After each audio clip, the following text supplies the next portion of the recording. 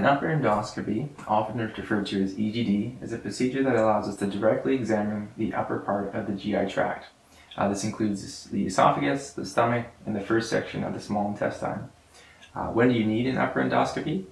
Unexplained discomfort or pain in the upper abdomen, GERD or gastroesophageal reflux disease, often called heartburn, persistent nausea and vomiting, upper GI bleeding, this is vomiting blood or blood found in the stool that originated from the upper GI tract. Bleeding can often be treated during the endoscopy procedure. Iron deficiency anemia, which is low blood count associated with a low iron level in the blood, and someone who has visible bleeding, no visible bleeding. Difficulty swallowing, food, liquids getting stuck in the esophagus during swallowing. This may be caused by a narrowing or stricture or a tumor because the esophagus is not contracting properly. If there is a stricture, it can often be dilated with special balloons or different devices during the endoscopy procedure. Abnormal or unclear findings on an upper GI X-ray or CT or MRI, removal of foreign bodies, swallowed object, and also to check the progress on previous polyps or growth, tumors, or ulcers. How do you prepare for your upper endoscopy? Do not eat or drink anything the day of your procedure. It is important for your stomach to be completely empty to allow visualization of the entire area and to decrease the possibility of food or fluid being vomited in the lungs while under sedation. This is called aspiration.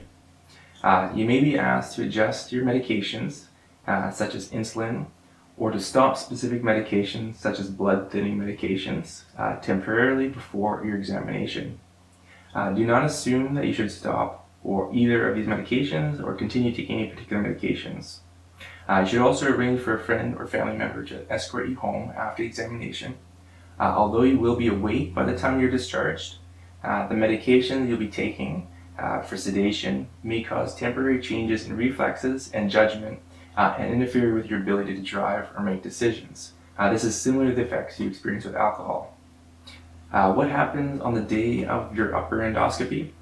Prior to the endoscopy, the staff will review your medical and surgical history, including current medications and allergies. You will sign a consent for the procedure. An intravenous line, which is a needle inserted into a vein in the hand or arm, will be inserted to deliver sedating medications for the endoscopy. Your vital signs, including your blood pressure, heart rate, and blood oxygen level, will be monitored before, during, and after the examination.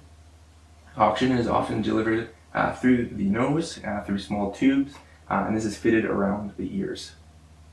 For safety reasons, dentures should be removed before the procedure. You're given a spray medication that numbs the back of your throat just prior to the endoscopic procedure. This prevents gagging during the passage of the instrument. The procedure typically takes anywhere between 10 and 20 minutes to complete. The endoscopy is performed while you lie on your left side. A plastic mouthguard is placed between the teeth, and this helps to prevent damage to your teeth and to the scope itself. The endoscope, also called the gastroscope, is a flexible tube that is about the size of your finger. The endoscope has a lens and a light source that allows us to see the inner lining of the upper GI tract.